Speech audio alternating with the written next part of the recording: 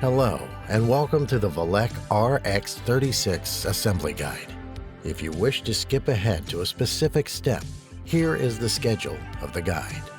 The goal of the tutorial is to get your new Velec Ebike on the road as soon as possible so you can ride toward your next adventure. Let's get started. Hi, my name is RJ, and I'm a professional mechanic here at Velec. Today, I will show you how to assemble your Velec RX36.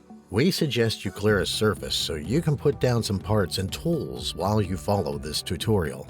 This surface will be your workstation for the assembly. Before starting the bike assembly, let's take some pictures of the model number, the e-bike serial number, and the battery serial number. They're located on each side of the box.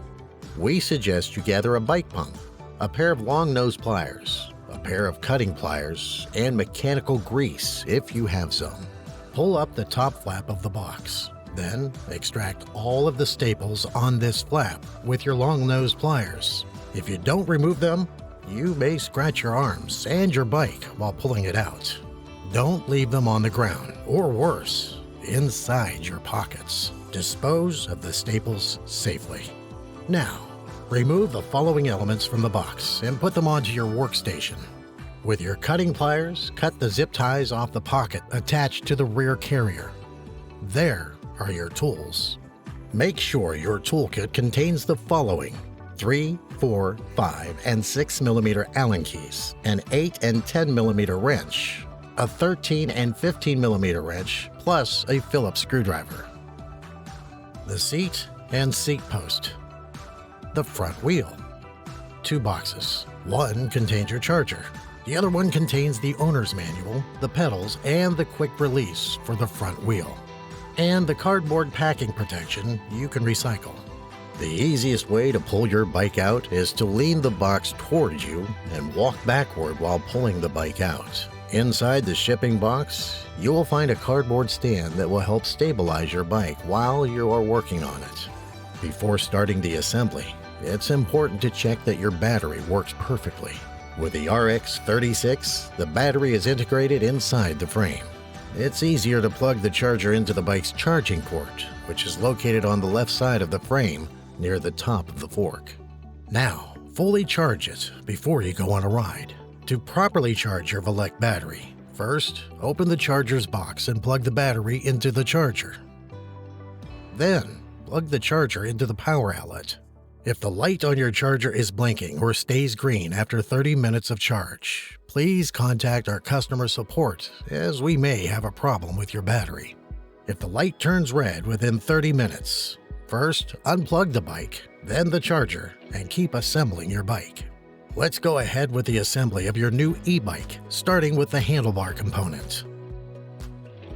If you have mechanical grease, you can put a small amount in the headset before installing the handlebar. Remove the packaging from the handlebar and insert it into the steering tube. Pull back the handlebar's quick release and tilt it down. With a 6 mm Allen key, tighten the bolt just enough so it stays in place. We'll come back to it later. Then close the handlebar's quick release to lock it into position. Now, let's prepare and install the front wheel. On your workstation, bring the front wheel, your cutting pliers, and the mechanical grease if you have some. If you don't have mechanical grease at home, you can use a stable jelly lubricant like Vaseline. Don't use oil or jelly that would melt in the heat. Remove the wheel protectors and the fender using the cutting pliers to remove the zip ties. It's important that you never touch the disc with your hands. Open your parts box. Inside your box, you will find the pedals, the quick release, and the owner's manual. Take the quick release out of its box and disassemble it by removing the nuts and the conical springs. Place the conical springs in the right order, as shown in this video. For your wheel to work safely and properly, the shorter side of the conical springs must point inward. Before putting back the nut, you can add a little bit of mechanical grease to the threads of the quick release. The lever must be inserted from the opposite side of the disc. Slide the quick release through the axle of the wheel Install the conical spring pointing inward and screw the nut so it holds into place. The front wheel is now ready to be installed. Back to the bike. With the 5mm Allen key, unscrew the light and pass it through the fork, then to the side. You'll be able to do so without unplugging anything. Screw back the light bolt by hand for the moment. Gently remove the brake and fork plastic spacers. Don't touch the brake levers when the plastic protector or the wheel is not in place. It will stick the brake pads together. This is why we kept the handlebar packaging up to this point.